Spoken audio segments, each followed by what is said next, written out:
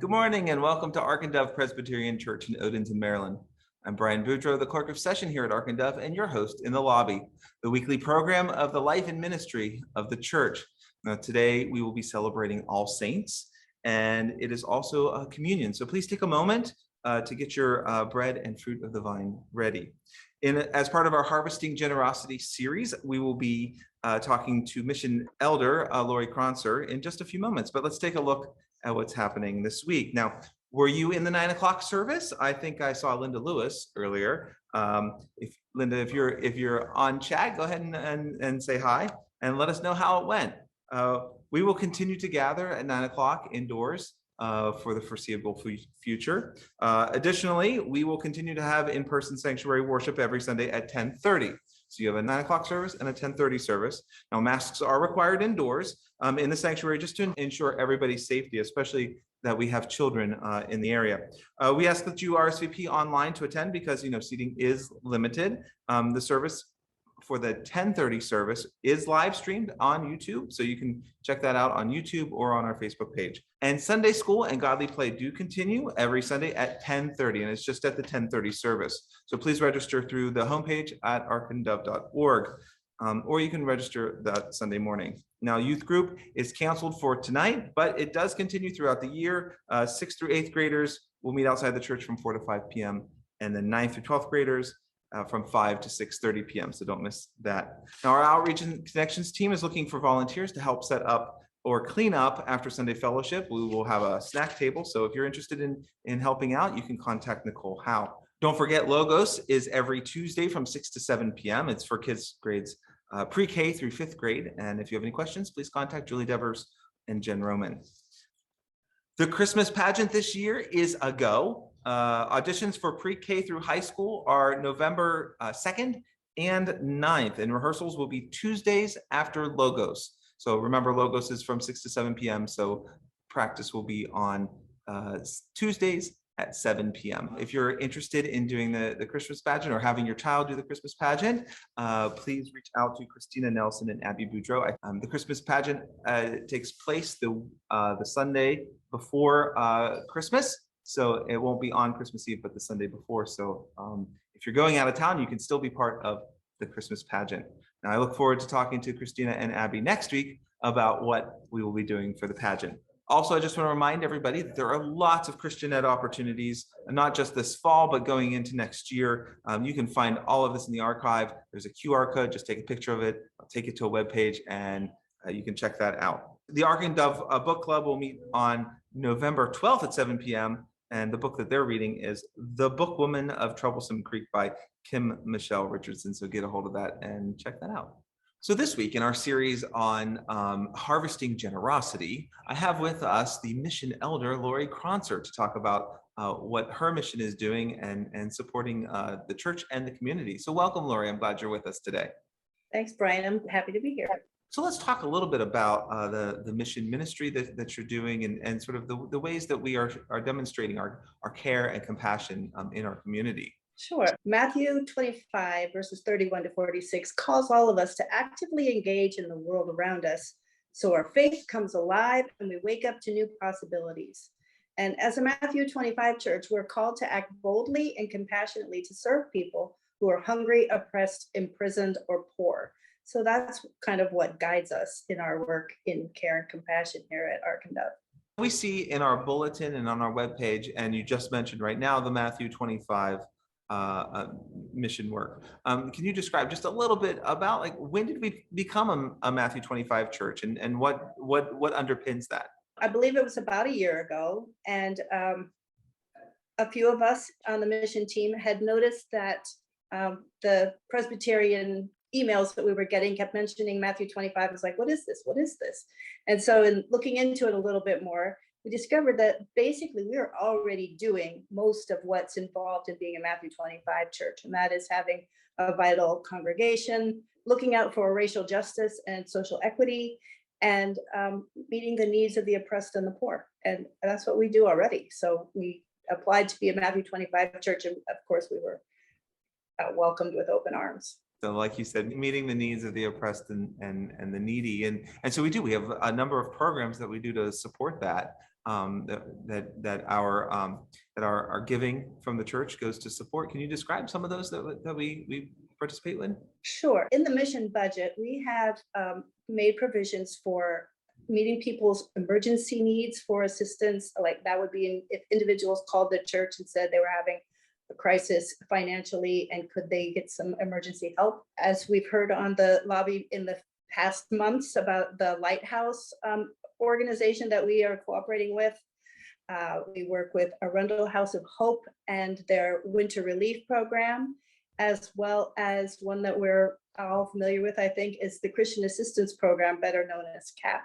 That's really great to describe. The emergency assistant program, I think, is one that I don't think most of us in the congregation know about. And really that is for emergencies, a family in need, we have a resource, right? It's not a regular thing, but it's one of those things that you can know, being a member of Ark and Dove, that there is that we are ready to welcome anybody in the community who needs help. Absolutely. If a person were to call the church and say that they have a emergency financial need, Pastor Tim or Pastor John would chat with them and kind of make a decision as to does this family need food? Does this family need help with BGE bill or help with paying the rent or something like that? And then a decision is made as to how best we can help them financially. And we have a fund that we can just do that without a second thought. That's great. So most years we do winter relief. This year we're not going to be doing winter relief, but how do we normally support the winter relief program? For the past many years, we've supported the Anne Arundel House of Hope by being one of many churches in the area that sponsors a week-long shelter program for men who are unhoused. And Deb Saylor and Yolanda Fauntleroy organize a week of volunteers, and the gentlemen are brought to the church and they're given dinner and entertainment in the way of conversation and TV and games, if anybody so feels inclined, and then a place to sleep. And then they're picked up and taken back to where they work or whatever it is that they do during the day.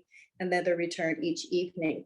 And we haven't been able to do that during the pandemic, but we have been able to continue to financially support the Arundel House of Hope, knowing that they are putting these men into emergency shelter in a hotel situation during the pandemic. But we're hoping that if the COVID numbers continue to decrease, that maybe by springtime we will be able to possibly slide into the schedule to have a week where we can provide shelter.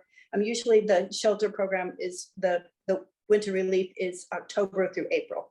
And that's right. At Ark and Dove, for those who are new to Ark and Dove, and it has been 2 years since we've done winter relief, it really is an all hands on deck kind of event. The whole community, the Ark and Dove community, pulls together, and we support these. It's usually gentlemen in our group that come every year. Some of them you get to know them really well over the course of the week while they're there, and it's a wonderful experience. We're not just helping them, but we're helping the church ourselves, right? It helps us grow as a community. Exactly. It's the relationships, and it's just really such a heartwarming way to be involved with helping these people who need a place to stay. We mentioned like we're not doing the winter relief here at the church, but we do continue to support winter relief. Yes, absolutely.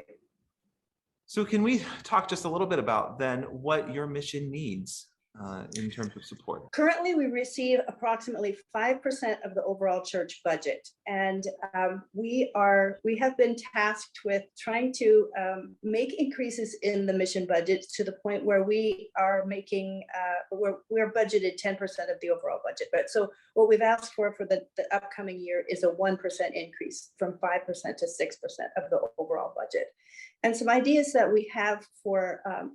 Obviously, we can continue to support the programs that we currently support, and make additional possible contributions to some organizations. But also, we are in the midst of talking about starting a community engagement project with the immediate neighborhoods around Ark and Dove. And that would be one area where we could use some of the extra money to either get training through consultants or to just what we'll need to implement that project. In addition to the community engagement project is the idea that we can provide housewarming kits for the Lighthouse, which is one of the organizations that we support.